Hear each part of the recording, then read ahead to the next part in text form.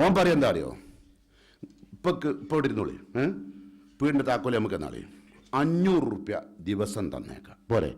അപ്പം നമ്മളെ പെണ്ണുങ്ങൾ, അതായത് അവൻ്റെ അമ്മ, അതൊരു നല്ല കാര്യമാണ്, നിങ്ങളോടി പോവും വേണ്ട, ഇത് മറ്റേ നേരം വെളുത്ത് വെറുതെ ബുദ്ധിമുട്ടുണ്ടാവും, ഇപ്പോഴത്തെ കുട്ടികളാണ്, അവർക്ക് ഒരുപാട് വിവരമുണ്ട്, താക്കോലായിട്ട് കൊടുത്താൽ ഓൻ്റെ കയ്യിൽ 500 റുപ്യ വരുമെന്നല്ല അറിഞ്ഞ്.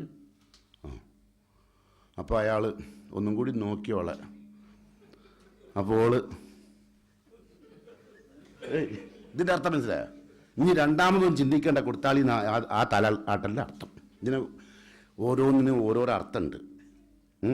അപ്പോൾ ആ അർത്ഥത്തിൽ പറഞ്ഞപ്പോൾ അവരെന്ത് ചെയ്തു, എന്നാൽ ശരി നീ എന്നാണ് കൊടുത്താൾ പറഞ്ഞു. ഭാര്യൻ്റെ അടുത്ത് കൊടുത്ത്, എന്നാ മോനെ പാപ്പക്ക് ഇനി 500 കൊടുക്കുന്നത് തെറ്റിക്കരുതേ. അപ്പോൾ നിങ്ങൾക്കുണ്ടമ്മ കാറ്റ്, മനസ്സിലല്ലോ, തെറ്റിക്കൂലെന്നുള്ളതിന് ഉത്തരം പറഞ്ഞത് നിങ്ങൾക്കുണ്ടമ്മ കാറ്റ് എന്നാ. ബാപ്പനെപ്പോൾ കാറ്റിലാക്കി തരാതാ, ഇപ്പം കാറ്റത്താവും അയാൾ, മനസ്സിലായി. അങ്ങനെ ആദ്യത്തെ ദിവസം മൂപ്പര് പീടിയ പൂട്ടി വന്ന ഉടൻ തന്നെ ബാപ്പൻ്റെ റൂമിൽ കയറി 500 റുപ്യ അപ്പോൾ 500 റുപ്യ. വാപ്പ ഭയങ്കരമായിപ്പോയി, ഇവനാള് തിരക്കുള്ള കേട്ടോ, എൻ്റെ മോൻ തന്നെയാണ് എന്നുള്ള ധൈര്യത്തിലാണ് പിന്നത്തെ. രണ്ടാമത്തെ ദിവസം കയറി എന്ന് 500, ഒരാഴ്ച അടുപ്പിച്ച് 500. പിന്നെ ആ ആഴ്ച കഴിഞ്ഞ് ശനിയാഴ്ച കഴിഞ്ഞ് ഞായറാഴ്ച ഒഴിവാ, പീടി ഓർന്നില്ല. നമ്മളവിടുത്തെ കഥയായിട്ടാ പറഞ്ഞു, ഇവിടുത്തെ അല്ല. ഞായറാഴ്ച ലീവാ. പിറ്റേന്ന് തിങ്കളാഴ്ച പോയി. തിങ്കളാഴ്ച ചെന്ന് മൂപ്പര് വീടിയൊക്കെ തുറന്ന് രാത്രി വന്ന് നേരെ മൂപ്പർ റൂമിൽ കണ്ടുപോയി. അപ്പം ബാപ്പ, അല്ല ബഷീറേ, ഇതൊരു കഥാപാത്രം കേട്ടോ ബഷീർ, അല്ല ഹയാലുവാണല്ലോ, ഒരു ഭാവനയിൽ സിറ്റി ഉണ്ടാക്കിയതാ. ബഷീറേ അല്ല പൈസ തന്നില്ലോ. നിങ്ങൾക്ക് എന്തിനാന്ന് പൈസ? ഇവിടെ കെടുക്കല്ലേ, തിന്നണില്ലേ? ഒരാഴ്ച തന്നെ പൈസ. നിങ്ങൾക്ക് അറിയൂടെ പൈസയും ബിസിനസ്സും തമ്മിലുള്ള ബന്ധപ്പൊക്കെ അറിയൂടെ? ഇന്നേക്കാൾ അറിയാലും ഇപ്പൊക്ക് നിങ്ങൾ ആ തന്ന പൈസ എടുത്തിരി, നിങ്ങൾക്ക് എപ്പോഴാണോ വേണ്ടിയത് അപ്പം തരാം. ഇവൻ്റെ കോലം മാറി. അപ്പോൾ മൂപ്പര പെണ്ണുങ്ങൾ, അതായത് ഇവൻ്റെ അമ്മ, അല്ല ഇജ്ജല്ല പറഞ്ഞ് ഓന ദിവസം 500 റുപ്യ തരുന്നു. നിങ്ങൾ തന്നില്ലേ, ഒരാഴ്ച തന്നില്ലേ എനിക്ക്? ഇന്നിപ്പോൾ ഓൻ പറഞ്ഞു ശരിയല്ലേ, കച്ചവടത്തിന് നിങ്ങൾക്ക് ഇങ്ങനെ തന്നുകൊണ്ടിരുന്നാൽ മതിയോ? എല്ലാത്തിനും ഈ ജീവി ഉണ്ടല്ലോ, ഏത് ജീവി, നമ്മളെ കൂടല്ലേ, ഐറ്റിക്ക് ലേശം പതുക്കെയാണ്, ഞങ്ങളോട് പറഞ്ഞിട്ടുണ്ടല്ലോ. അപ്പോൾ അത് വല്ലാത്തൊരു അപകടം ചെയ്യും. ഇത് നമ്മളെ പെണ്ണുങ്ങൾ സ്നേഹത്തോടു കൂടി ഇത് മനസ്സിലാക്കിയാൽ മതി. എനിക്ക് ലേശം പതുക്കെയാണ്, എൻ്റെ ലേശം ഒരു 5 മിനിറ്റ് സ്ലോ ആയിരിക്കും എപ്പോഴും. അപ്പോൾ അതെൻ്റെ ഭർത്താവാണ്, കുറേ കൂടി ലോകപരിചയമുള്ള ആൾ. എൻ്റെ മകൻ ഡിഗ്രികളൊക്കെ ഒരുപാടുണ്ട്, പുസ്തകങ്ങൾ ഒരുപാട് വായിച്ചിട്ടുണ്ട്, പക്ഷേ യഥാർത്ഥ ലൈഫ് സ്റ്റൈൽ അതെൻ്റെ ഭർത്താവിനെ അറിയുള്ളൂ എന്നറിയാൻ ആ പെണ്ണ് വൈകിപ്പോയി. അങ്ങനെ പിന്നെ ഇവളായിക്കോളും ബാക്കി. ഇത് പൈസ കൊടുക്കൽ നിർത്തി, എപ്പോഴാണ് വേണ്ടി വെച്ചാൽ അപ്പം ചോദിച്ചോളി എന്ന് പറഞ്ഞില്ലേ. പിന്നെ ഓൻ്റെ ഭാര്യ രംഗത്ത് വന്നു, എന്തേ ഇവിടെ കിടക്കണ്, നിങ്ങൾ അകത്ത് പോയി കിടന്നോളി, ഓരോ ലോയക്കാരൊക്കെ വരുന്നുണ്ട്. അപ്പം നിങ്ങൾ തരുത്ത് അകത്തേക്ക് അങ്ങനെ പോയി. അപ്പം നിങ്ങളെ ഭാര്യനെ വിളിച്ചാൽ വരൂല ഇല്ലേ? ഇപ്പം നിങ്ങൾ വിളിക്കേണ്ട, ഇടക്കിടക്ക് ചോദിക്കും നിങ്ങൾ എന്നെ വിളിച്ചിരുന്നോ? മനസ്സിലായോ? ചിലവർ പറയലുണ്ട് എൻ്റെത് മിമിക്രിയാന്ന്. അതെന്താ പറഞ്ഞത്? എങ്ങനെ സംസാരിക്കാൻ പടച്ച തമ്പുരാൻ്റെ കൃപ ഉള്ളവർക്ക് മാത്രമേ കഴിയുള്ളൂ. അതിന് അസൂയപ്പെട്ടൊരു കാര്യമില്ല. വയല് പറയാൻ ഞാനിപ്പോൾ ഇവിടെ നിന്ന് തുടങ്ങിയാണ്ടല്ലോ, അത് എനിക്ക് അറിയാത്തതുകൊണ്ടല്ല. എല്ലാ ശൈലിയും പടച്ചോടെ തൗഫീഖോട്ട് ഈ പ്രായം കൊണ്ട് ഞങ്ങൾക്കൊക്കെ അറിയത്. ഓരോരുത്തർക്കും ഓരോ ഉസ്ലൂബ് ഉണ്ടാവും അല്ലേ? അത് മാറ്റാൻ കഴിയില്ല. മുമ്പ് നമ്മൾ AP അബ്ദുൽ ഖാദർ മൗലവി എന്ത് പറഞ്ഞാലും തമാശ പറയാൻ. നമ്മളെ സംഘടന പിളർന്നപ്പം AP അബ്ദുൽ ഖാദർ മൗലവിയോട് ചോദിച്ചാൽ, അല്ല സർ നിങ്ങൾ കാലത്ത് ഇതൊക്കെ പിളർന്നില്ലേ? അപ്പോൾ AP, എൻ്റെ കുപ്പായം അവരയച്ചു, ഞാൻ മിണ്ടിയില്ല. തുണി അയച്ചു, മിണ്ടിയില്ല. എൻ്റെ ബനിയനയച്ചു, മിണ്ടിയില്ല. അടിവസ്ത്രം കഴിച്ചപ്പോൾ ഞാൻ പൊത്തിയതാണ് എന്ന് പറഞ്ഞാൽ പിന്നെ അത് പറഞ്ഞാൽ മതിയല്ലോ. ആകെ തുക കിട്ടിയില്ലേ, ഉത്തരം മുഴുവൻ കിട്ടിയില്ലേ? മനസ്സിലല്ലേ? അതാണ് ഈ ശൈലിക്കുള്ള പ്രത്യേകത. മറ്റത് എനിക്കും അറിയാം, എല്ലാവർക്കും അറിയാം. പക്ഷെ ഓരോ സ്ഥലത്ത് ഇപ്പം നിങ്ങളിപ്പോൾ രാത്രി ഇവിടെ വന്നുള്ള പണിയൊക്കെ കഴിഞ്ഞ് വന്നതാണ്. ഞാൻ നിങ്ങളെ ഇവിടുന്ന് പൊരിച്ചങ്ങോട്ട് പ്രസംഗിച്ചാൽ നിങ്ങളെന്താ ഉണ്ടാകുക അറിയോ?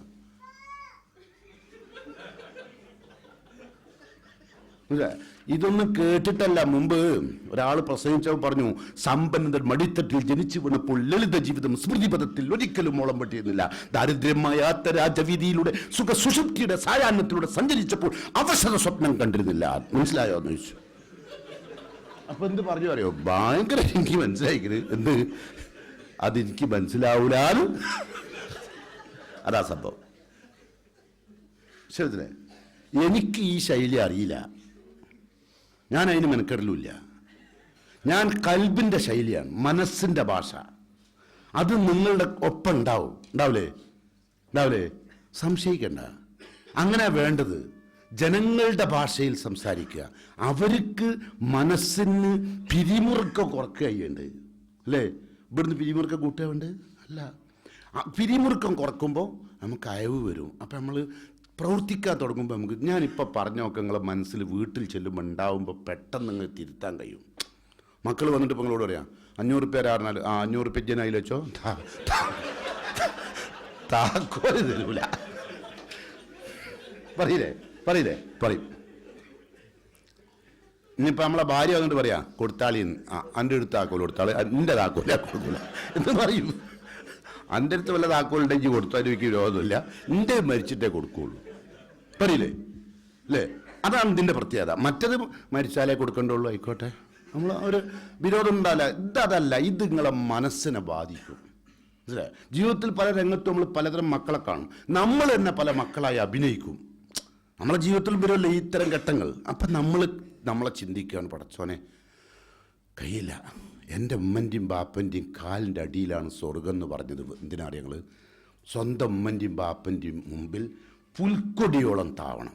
അതിനാ കാലിൻ്റെ അടിയിലാന്ന് പറഞ്ഞാൽ, അല്ലാണ്ട് കാലിൻ്റെ അടി മാന്തി നോക്കണ്ട, അവിടെ സ്വർഗമുണ്ടോ നോക്കേ, അവിടെ മാന്തിയാൽ കാണില്ല. അത്രത്തോളം താവാനാ പറഞ്ഞത്. ചിലപ്പോൾ ഉമ്മ പറഞ്ഞ് തെറ്റായിരിക്കും പറഞ്ഞ കാര്യം, ബാപ്പ പറഞ്ഞ കാര്യം തെറ്റായിരിക്കും. ശിർക്കല്ലാത്ത കാര്യങ്ങളാണെങ്കിൽ അനുസരിച്ചാളുണ്ട്. മനസ്സിലല്ലേ? അപ്പോഴാണ് ഇപ്പോൾ ഒരു സ്ഥലം വാങ്ങുകയാണ് നിങ്ങൾ. ഇപ്പോൾ ഇവിടുന്ന് ഗൾഫിൽ നിന്നൊക്കെ പൈസ ഉണ്ടാക്കി നിങ്ങളെ പൈസ കൊണ്ട് സ്ഥലം വാങ്ങുക. അപ്പോൾ നിങ്ങൾ വാപ്പനെ കണ്ട് ഇപ്പം പിന്നെ ഒരു സ്ഥലം ഉണ്ട് കഴിഞ്ഞാൽ അവിടെ ഒരാൾ പറഞ്ഞിരുന്ന് വിൽക്കാനുണ്ടെന്ന്, അതൊന്നും ഇപ്പം നമുക്ക് പറ്റുമോ? എനിക്ക് വാങ്ങാൻ്റെ അടുത്ത് കുറച്ച് പൈസ ഉണ്ട്, നിങ്ങളൊന്ന് വന്ന് നോക്കൂ. അയാളെ മനസ്സത്ര സന്തോഷിക്കും. എൻ്റെ മോന് ഒരു കാര്യം ചെയ്യുകയാണെങ്കിൽ എന്നോട് ചോദിക്കാണ്ട് ചെയ്യൂല എന്നുള്ള ചിന്ത ആ പിതാവിന് 5 കൊല്ലത്തെ പ്രായം ഒരൊറ്റ ചോദ്യം കൊണ്ടുണ്ടാവും. ഇത് നമ്മളുടെ അങ്ങനല്ല, സ്വന്തമായിട്ട് വാങ്ങുകയാണ്, അതോളെ വാപ്പൻ്റെ പേരിലാണ് പൈസ അയക്കുക. നമ്മളെ വാപ്പൻ നമുക്ക് വിശ്വാസമില്ല, അതെടുക്കും പൈസ. മറ്റതെടുക്കൂല, കാരണം അയാളെ മോള് നമ്മൾ എടുത്തിട്ടുണ്ട്, അത് വയ്യാതാരാവും. ഇതില്ലേ സ്വന്തം ബാപ്പാകുമ്പോൾ എന്താ പറയുക, എൻ്റെ മോൻ്റെതാ ആരാജി ഞാൻ എടുക്കും എന്നാ പറയുക അല്ലേ? അല്ലേ? നേരെ മറിച്ച് ഓളാപ്പം എന്താ പറയുക അറിയോ? അല്ലോ പിയാപ്പിളെ ഞാൻ അതിൽ നിന്നൊരു ഓട്ടോറിക്ഷക്ക് 5 റുപ്യ, 5 ഓട്ടോറിക്ഷക്കോട്ടെ നിങ്ങൾ ടാക്സ് ഇട്ടുള്ളൂ. സ്വന്തം ബാപ്പ ഓട്ടോറിക്ഷ പോയാൽ എന്തിനാ ഓട്ടോറിക്ഷ എടുക്കുക? അവിടെ സൈക്കിൾ വാങ്ങിയാൽ പോരെ, വാടകയ്ക്ക് 1 മണിക്കൂർ 2 റുപ്യ ഉള്ളൂ. ഇപ്പോൾ അവിടെ 12 റുപ്യ കൊടുക്കുമ്പോൾ വെറുതെ ഞാൻ നയിച്ചുണ്ടാക്കുക. ഞാൻ ദുബായിൽ മുരിങ്ങമെന്ന് പറിക്കുന്നല്ല, നിങ്ങൾ എന്താ വിചാരിച്ച? അപ്പോൾ ബാപ്പത് വരെ മുരിങ്ങമെന്ന് പറിച്ച മാതിരിയാണ് മൂപ്പര് പറഞ്ഞു കൊടുക്കുന്നത്. 10 മക്കളെ പോറ്റി ഇല്ലേ, 8ഉം 10ഉം മക്കളെ പോറ്റിയില്ലേ നമ്മളെ വാപ്പാര് ഇല്ലേ? എല്ലാത്തിനും കയ്യിനെത്ര പഠിപ്പിച്ചു ചെയ്തില്ലേ അല്ലേ?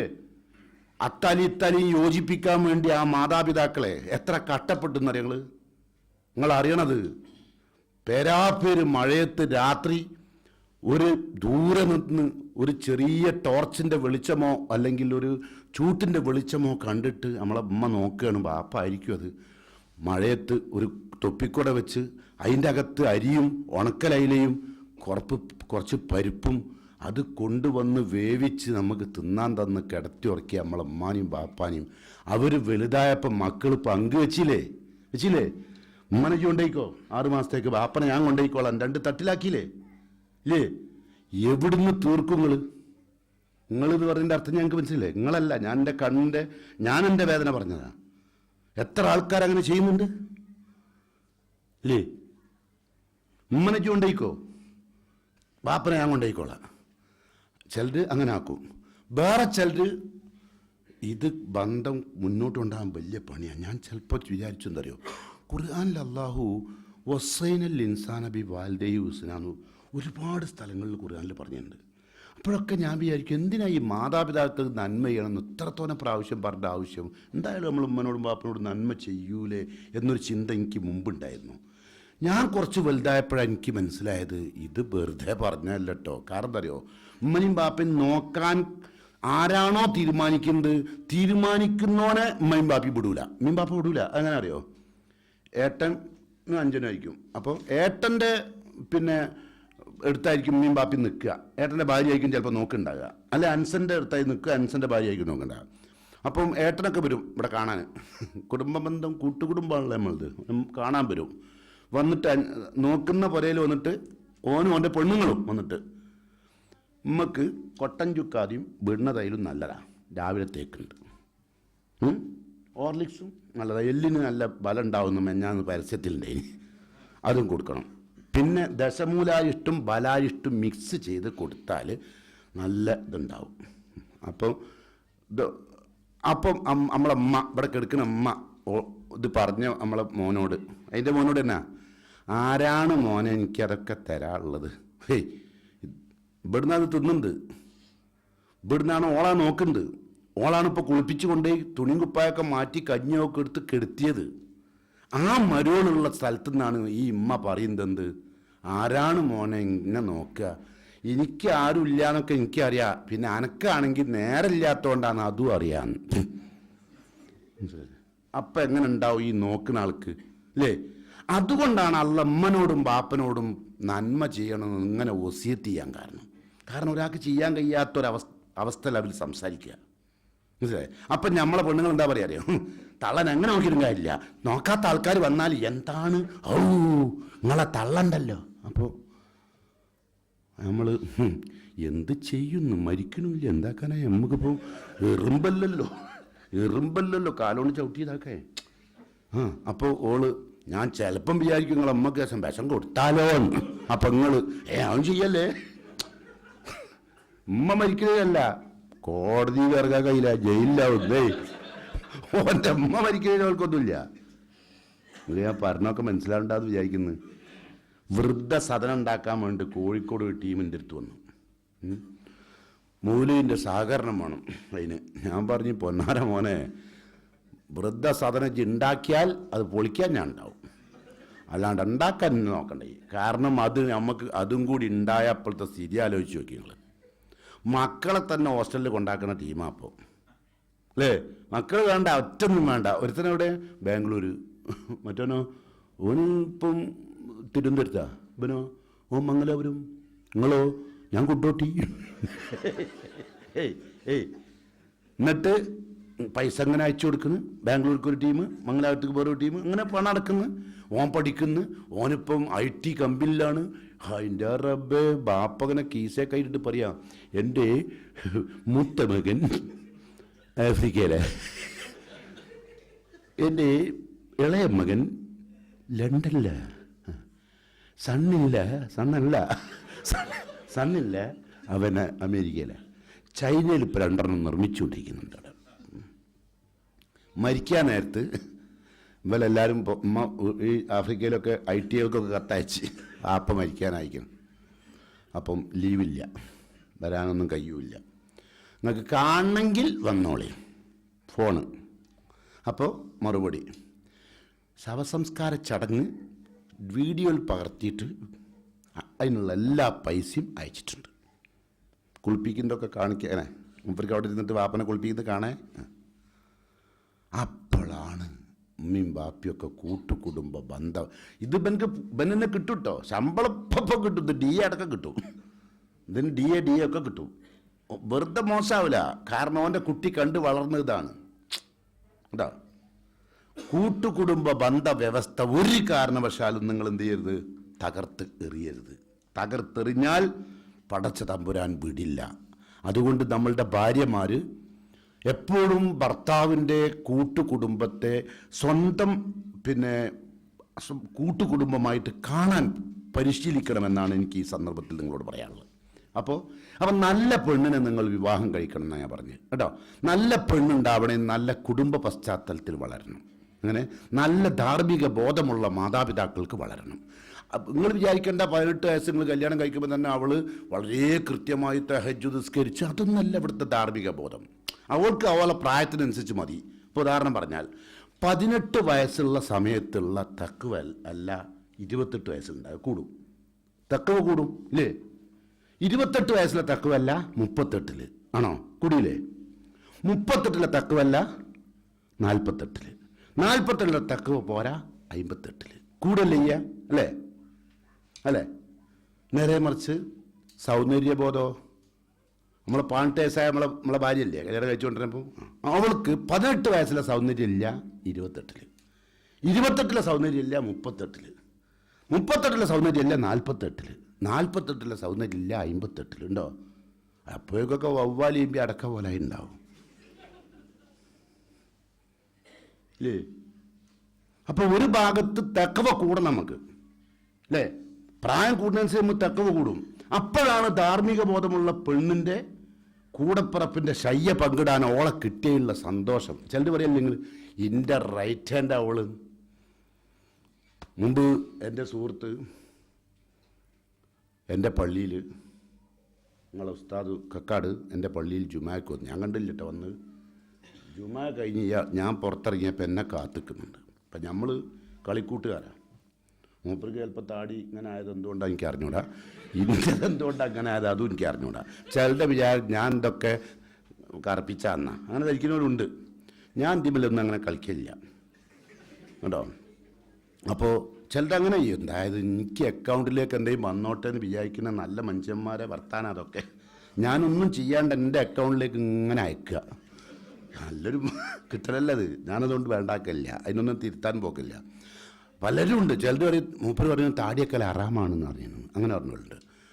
താടി വെക്കാൻ പാടില്ല എന്നാണ്. ഇതിനെപ്പറ്റി എന്തും പറയാം. കാരണം ഞാൻ എൻ്റെ ശൈലി ദാനം കൊണ്ട് ആൾ വിശ്വസിക്കുകയും ചെയ്യും. അയാൾ ചിലപ്പോൾ അത് പറയുന്നു അറിയും, അങ്ങനെ അല്ലേ?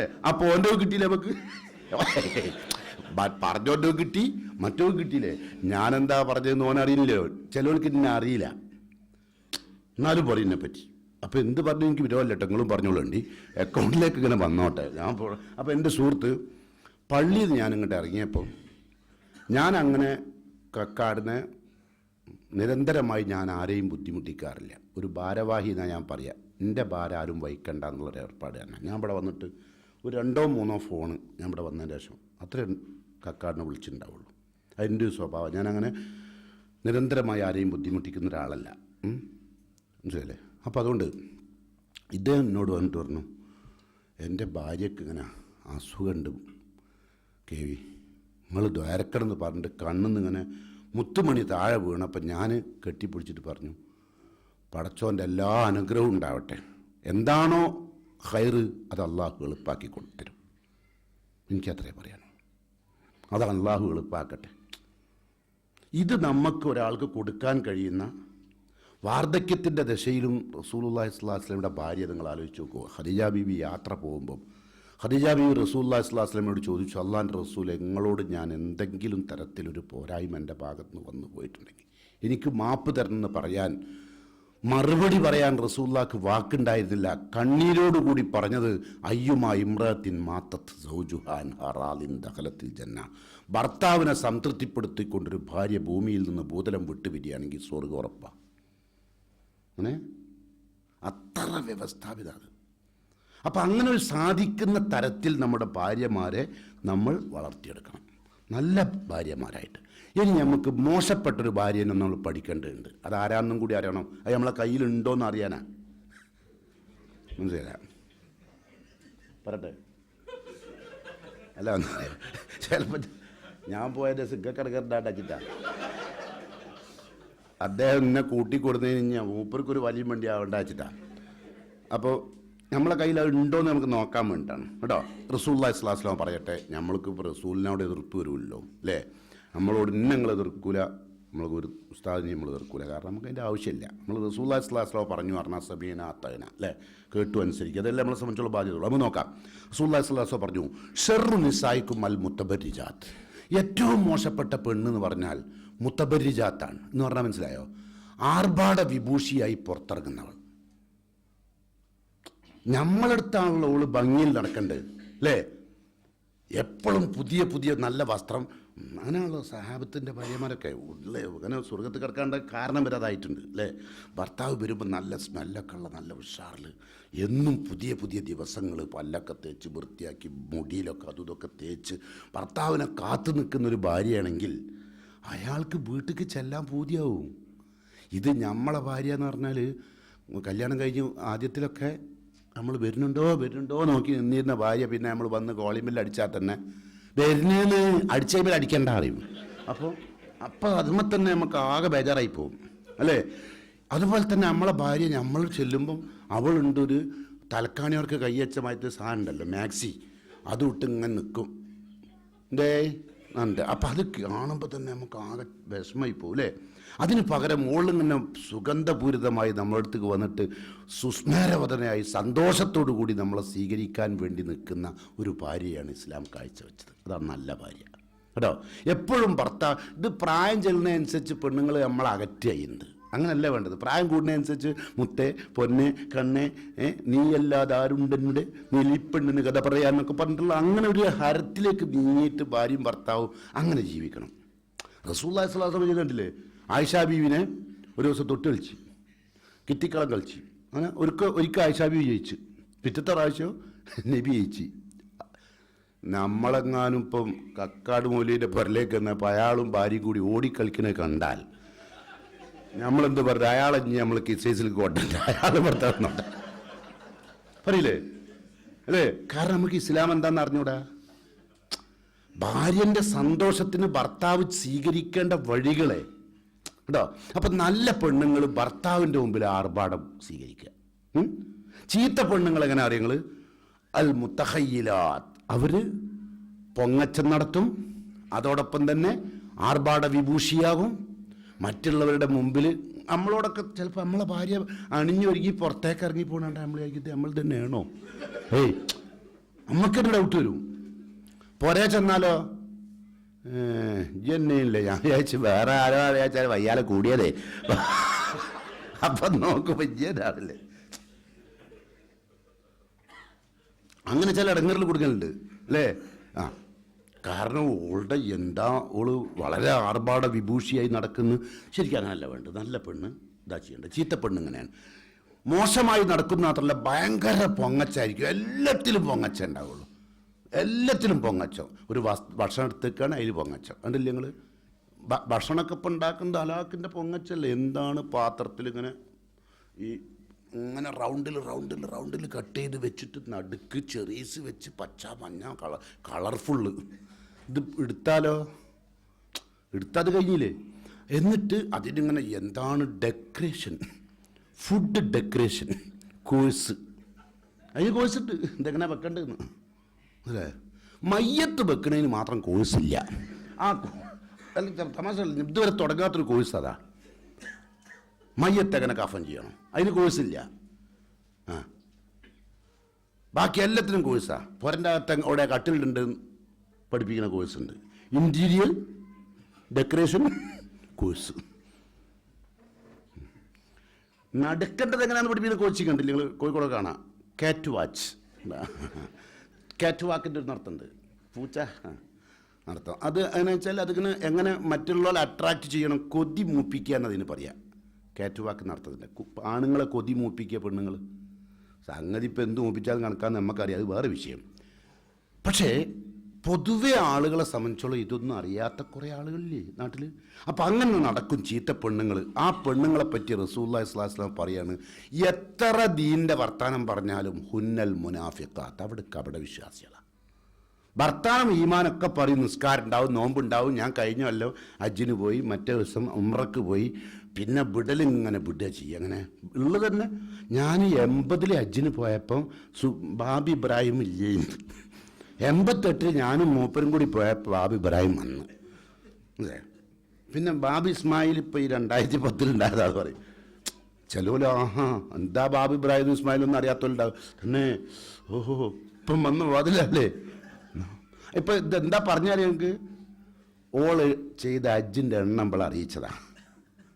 ഇപ്പം ഞാൻ ഈ കൊല്ലം അന്ന് ഉംറക്ക് പോകണം എന്നുണ്ടെങ്കിൽ ഇതായിരിക്കേണ്ടി ഇതുവരെ ഒരു ഹജ്ജിന് പോകത്തോളോട് അത് പറഞ്ഞു കേട്ടോ. അല്ലേ?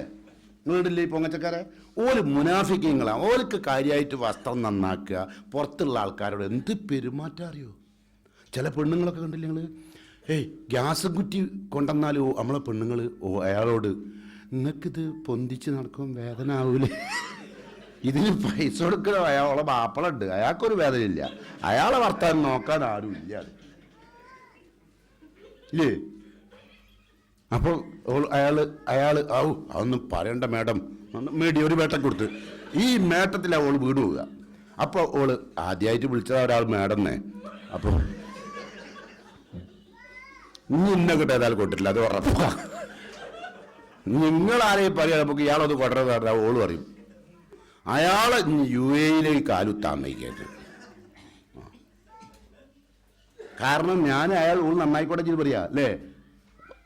നല്ല പെണ്ണാണ്. ഇപ്പം എന്താ പറയാ, മോലി അങ്ങനെ പറഞ്ഞു തന്നപ്പോഴാട്ടോ ഞാൻ നിങ്ങളോട് ചെയ്ത എല്ലാ തെറ്റും ബോധ്യമായത്. ഞാനൊരു മുനാഫിക്കത്തായി മാറുകയായിരുന്നു, അപ്പോഴാക്കി ബോധ്യപ്പെട്ടതല്ലേ ചിന്തിക്കുക. നല്ല പെണ്ണുങ്ങളാണ് ചിന്തിക്കൂലേ? ചിന്തിക്കണം, ചിന്തിക്കട്ടെ അല്ലേ? അവർ ചീത്ത പെണ്ണാണ്. ലാ യദ്ഖുൽ ജന്നത മിൻഹുന്ന, അവരിൽ നിന്ന് ആരും സ്വർഗത്തിൽ ഉണ്ടാവില്ല.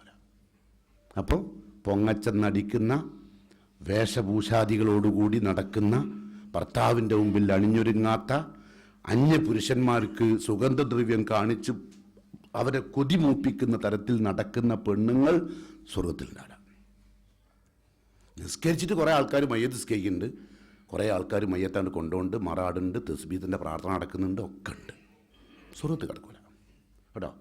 ഇത് നിങ്ങൾ അറിയാൻ വേണ്ടി ഞാൻ നിങ്ങളോട് പറഞ്ഞതാണ്. ഇനി നിങ്ങൾ ശ്രദ്ധിക്കേണ്ടത്, മോശപ്പെട്ടൊരു പെണ്ണെന്ന് പറഞ്ഞാൽ പിന്നെ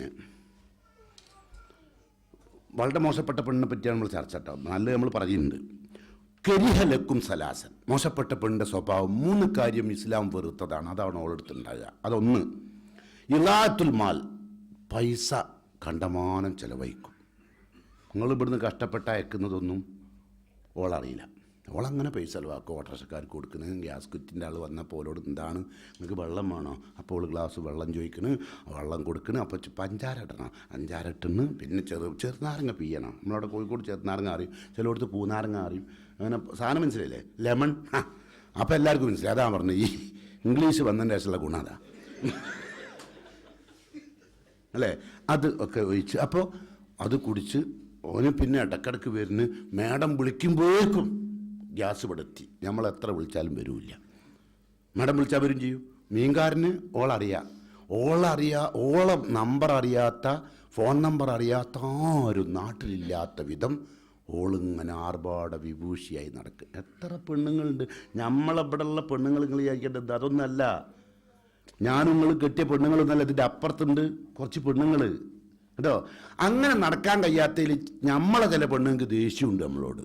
എന്താ ചെയ്യുക, IS-കാരനാണ് ഇപ്പോൾ കെട്ടിയത്. ഞാൻ വിചാരിച്ചിന് കുറേ ഒക്കെ അടിച്ച് പൊളിക്കണം, ഇയാൾ ഇന്നെ അടിച്ച് പൊളിക്കൂ അല്ലേ? അങ്ങനെ അറിയില്ലല്ലേ? എന്താ ചെയ്യാന്നൊരു നമുക്കൊരു സ്വാതന്ത്ര്യമില്ല. സ്വാതന്ത്ര്യം എന്നാണ് എന്താ അറിയോ? തുണിയൊക്കെ കഴിച്ചിട്ടിട്ട് ശരീരത്തിൻ്റെ എല്ലാ ഭാഗവും ഇങ്ങനെ കാണിച്ചു കൊടുത്ത് ഇങ്ങനെ നടക്കുക. അങ്ങനെയൊക്കെ നടക്കാൻ പറഞ്ഞാൽ ഓളെന്താ പറയുക അറിയോ? നല്ലൊരു പിയാപ്പിളെ, ഞാൻ എന്താ പറഞ്ഞത് അതുപോലെ. പിന്നെ കുറച്ച് കഴിയുമ്പോൾ അവൾ പറയാം, എനിക്കൊരു പിയാപ്പിളിനെ കിട്ടിയിരിക്കുന്നു, മണ്ണും അല്ല ചാണും അല്ല, ഒരു നിയമനിർമ്മാണവും ഇല്ലാത്ത ആൾ. ഇഷ്ടമുണ്ടാവില്ല കേട്ടോ. അപ്പം നിയമനിർമ്മാണം അങ്ങോട്ട് പോട്ടെ, ഇവിടെ പോട്ടെ, അവിടെ പോയിക്കോ, ഞാൻ പറഞ്ഞിട്ട് പോകാൻ. ഇങ്ങനെ നിയമനിർമ്മാണം കൊടുക്കുകയാണെങ്കിൽ സന്തോഷമാണ്. അല്ലെങ്കിൽ ഞാൻ അവിടെ പോട്ടെ, ഇവിടെ പോട്ടെ, ഞാൻ ആരുടെയും കൂടെ പോട്ടെ, ഞാൻ ആരുടെയും കൂടെ പോയി. എത്ര അങ്ങനെ പോയി അല്ലേ? ഇതൊക്കെ പെണ്ണുങ്ങൾ അറിയാൻ വേണ്ടി പറഞ്ഞു. നമ്മളത് ഞാൻ പറയാം. നിങ്ങളിപ്പം വലിയ സന്തോഷത്തിൽ ഞാനും ഒക്കെ വളരെ ഹാപ്പിയിലെ കുത്തിരിക്കുകയാണ് അല്ലേ? എന്നോടൊരാൾ പറഞ്ഞ, ഞാനൊരു സ്ഥലത്ത് പ്രസംഗം കഴിഞ്ഞപ്പോൾ, മൗലവി ഈ ഇന്ന് പ്രസംഗിച്ച പ്രസംഗം എൻ്റെ പുരേന്നൊന്ന് പ്രസംഗിക്കാൻ പറ്റുമോ? ഞാൻ ചോദിച്ചാൽ എന്താ, ഓളെ കേട്ട് കൊടുന്നാൽ പോരെ? വരൂല, ഓള് വരണ്ടേ, മനസ്സിലായി? ഓള് ബ്യൂട്ടി പാർലറിലേക്കാണ് പോകുന്നുണ്ട്, നമ്മളതിലേക്കൊന്നും ഓളെ കിട്ടൂല. അപ്പം ഞാൻ പറഞ്ഞ് കിട്ടുമ്പോൾ നോക്കണം. ഇതൊക്കെ ഇപ്പം നിങ്ങൾ കിട്ടുമ്പോൾ തിന്ന് കഴിയാൻ ശേഷം അപ്പം ഈ പറയുന്നത് കാര്യമില്ല. ശ്രദ്ധിക്കണം. നിങ്ങളോട് ഇപ്പം ഞാനിത് പറഞ്ഞതിൻ്റെ അർത്ഥം മനസ്സിലല്ലേ? നമ്മൾ വിചാരിച്ച മാതിരി കിട്ടൂല, മെനച്ചാൽ മെനങ്ങൂല കേട്ടോ. അതുകൊണ്ട് ശ്രദ്ധിക്കുക. റസൂലുള്ളാഹി സ്വല്ലല്ലാഹു അലൈഹി വസല്ലം പറഞ്ഞു, പിന്നെ ചീത്തപ്പെണ്ണ്, നാളെ നമ്മളെ ചർച്ച ഇപ്പം അല്ലേ, ഈ ചീത്തപ്പെണ്ണ് കുടുംബബന്ധം കലക്കുന്നു മാത്രമല്ല, കൂട്ടുകുടുംബം കലക്കുന്നു മാത്രമല്ല, റസൂലുള്ളാഹി സ്വല്ലല്ലാഹു അലൈഹി വസല്ലം പറഞ്ഞു ഉരീത്തു അന്നാറ, നരകം എനിക്ക് അള്ളാഹു കാണിച്ചു തന്നിട്ടുണ്ട്. ആ സമയത്ത് മാ റഅയ്തു മിൻക ഖൈറൻ ഖത്ത് എന്ന് പറഞ്ഞ, നിങ്ങളിൽ നിന്ന് എനിക്ക് ഒരു ഗുണം കിട്ടിയിട്ടില്ല എന്ന് പറഞ്ഞ പെണ്ണുങ്ങളാണ് അക്സറു അഹ്ലിഹ അന്നിസാ. നരകത്തിൽ ഏറ്റവും കൂടുതൽ ആൾക്കാർ നരകത്തിലെ സ്ത്രീകളാണ്. കാരണം നമ്മൾ എന്ത് ചെയ്തു കൊടുത്താലും ഒന്നും ചെയ്തിട്ട് കിട്ടിയിട്ടില്ല എന്നുള്ളവർക്ക് സംസാരിച്ചാലും ചിലപ്പോൾ ചില പെണ്ണുങ്ങൾ അതെങ്ങനെ വെച്ചാൽ അത് പറഞ്ഞുതരാം. പറഞ്ഞാൽ ഇങ്ങനെ പറഞ്ഞാൽ മനസ്സിലാവില്ല. അതുകൊണ്ടാണ് ഈ ഇത് പറഞ്ഞു തരുന്നത്. ഞാൻ ഒരു പെരുന്നാക്കോ അല്ലെങ്കിൽ മറ്റെമ്പോഴേ പൈസ ഇല്ലാണ്ടായ ഓൾ പറയും എന്ത് അറിയോ, ഞാൻ നിങ്ങളെ കണ്ടുകൊണ്ടൊന്നല്ല, എൻ്റെ മാങ്ങളെയും ബാക്കിയുള്ളവരൊക്കെ ഉണ്ടായതിനെ കൊണ്ട് നമ്മളങ്ങനെ ജീവിച്ചു പോണ്. അതായിക്കോട്ടെ, നിങ്ങളെ കൂടെ ഞാൻ എത്ര വേണമെങ്കിൽ സഹിക്കാത്ത എത്ര കൊടുത്ത് എന്തെല്ലാം ചെയ്താലും ഒരു നേരം കൊടുക്കാൻ കഴിയാണ്ടാവുമ്പോഴേക്കും ഉടനെ അപ്പം സംസാരിച്ചു കളയും അല്ലേ? അങ്ങനത്തെ ഒരു അവസ്ഥ അവർക്ക് വരും. അതുകൊണ്ട് ശ്രദ്ധിക്കുക. ഇവർ പിന്നെ നല്ല സാധന ദുനിയാവിൽ നമ്മളെന്ന് അറിയാൻ പറയാം. ഹുലിക്കത്ത് ബിന്നില എന്ന ഒരു വളവുണ്ട്, ഇതിന് ഒരു വളഞ്ഞ വാരിയല്ലാണ് പെണ്ണ്. പക്ഷെ ഇത്ര നല്ല ഒരു ഞമ്മക്ക് ഐറ്റികൾ സ്നേഹിക്കുമ്പോൾ സ്നേഹിക്കാൻ കഴിയോ? എന്താ നിങ്ങൾ പറഞ്ഞ് ചിലവിലൊക്കെ വർത്താനം ചിലപ്പോൾ നമ്മൾ ചില ഭാര്യമാരോട് പറയുന്നുണ്ട്, നീ ഒരു കഴുതയാണ് അല്ലേ, എൻ്റെ ബാപ്പയിലേറെ വലിയ കഴുത, എൻ്റെ അളിയഞ്ചൊക്കെ ഉണ്ടല്ലോ കാല് തന്നെ അടിച്ചു മുറിച്ചാളും എന്നൊക്കെ പറഞ്ഞിട്ട് ഓളായിക്കോട്ടെ എന്നാണ് പറയുന്നത്. നേരെ മറിച്ച് ഓളെങ്ങാനും നമ്മളോട് പറയാം, നിങ്ങളെ തള്ളണ്ടല്ലോ അതിൻ്റെ കാല് തന്നെ അടിച്ചു മുറിക്കും പറയാൻ കഴിയുമോ? അപ്പോൾ വളരെ നല്ലതാണ്. നമ്മൾ സഹിച്ച് ക്ഷമിച്ച് കൂടെ ജീവിക്കുകയാണ്. ഒരുപാട് ത്യാഗം സഹിക്കുന്നവരാണ് അവർ അല്ലേ? അപ്പം നല്ല ഒരു വിഭാഗം ആളുകളാണ് അവർ. അതുകൊണ്ട് റസൂലുള്ളാഹി സ്വല്ലല്ലാഹു അലൈഹി വസല്ലം നമുക്ക് നൽകിയ ഒരു നിർദ്ദേശം, ഈ നല്ല സാധനത്തെ നിങ്ങൾ കേടുവരുത്താതെ സൂക്ഷിക്കാൻ. അവസാനത്തെ ഖുത്ബത്തുൽ വിദായിലെ ഒരു വരി, റസൂലുള്ളാഹി സ്വല്ലല്ലാഹു അലൈഹി വസല്ലമയുടെ അവസാനത്തെ പ്രസംഗം, അലാ വസ്തൗസു ബിന്നിസാഇ ഖൈറ, ഭാര്യമാരോട് നന്നായി പെരുമാറണം ഞാൻ നിങ്ങളോട് വസിയത്ത് ചെയ്യാം. ഫൈന്നഹുന്ന അവാനുൻ ഇൻദക്കും ലൈസ തംലികുന ഷൈഅൻ ഗൈറ ദാലിക്, നിങ്ങളുടെ അടുത്ത് ഏൽപ്പിച്ച ഒരു ഉത്തരവാദിത്തമാണ്, ഒരു അമാനത്ത് മുതലാണ് നിങ്ങളുടെ ഭാര്യ. കേടുകൂടാണ്ട് കേടുവരുത്താതെ അവളെ നിങ്ങൾ അള്ളാഹുവിനെ തിരിച്ചേൽപ്പിക്കണം. അങ്ങനെ അടിക്കാതെ അപ്പോൾ ചിലവരെന്താ പറയാറിയോ, ഖുർആനിലുണ്ടല്ലോ വലുരിബൂഹുന്നാന്ന്, അതും പഠിച്ചു വരും. അങ്ങനല്ല, അത് കുട്ടികളൊക്കെ നമ്മൾ ശിക്ഷിക്കാറില്ലേ, എന്നൊക്കെ ഒരുപാട് സംഭവം കഴിഞ്ഞ ശേഷമാണത് കേട്ടോ. അപ്പോൾ ചിലപ്പോൾ നമ്മൾ ഭാര്യ ഭർത്താക്കന്മാരുടെ ഇടയിലൊക്കെ പ്രശ്നങ്ങളുണ്ടാവും. എന്തായിരുന്നാലും നിങ്ങൾ ഭാര്യമാരോട് നന്നായി പെരുമാറണം. അതിൽ നിങ്ങളുടെ അടുത്ത് അള്ളാഹു ഏൽപ്പിച്ച ഒരു അമാനത്ത് മുതലാണ് അവർ. അതുകൊണ്ട് അത് കേടുവരാതെ തിരിച്ചേൽപ്പിക്കണം എന്നുള്ള ബാധ്യത ഭർത്താക്കന്മാരായ നമ്മൾ സ്വീകരിക്കുക. ഇനി ഞാനൊരു കാര്യം കൂടി പറയാം. ഇപ്പം നമ്മൾ ഭർത്താവും ഭാര്യയായിരിക്കും, നമുക്കിപ്പോൾ മക്കളുണ്ട്, ഈ മടിയിലൊക്കെ കിടന്നുറങ്ങുന്ന കുട്ടികളുണ്ടല്ലോ, ഇവരെ നമ്മൾ എങ്ങനെ പോറ്റിയതാണെന്ന് നിങ്ങൾക്കറിയാം അല്ലേ? പോറ്റിയിട്ട് ഓളെ നമ്മളൊരാൾക്ക് കെട്ടിച്ചിട്ട് ആ ഭർത്താവ് ഓളെ നേരെ കൈ ചൂണ്ടിക്കുന്ന അറിഞ്ഞാൽ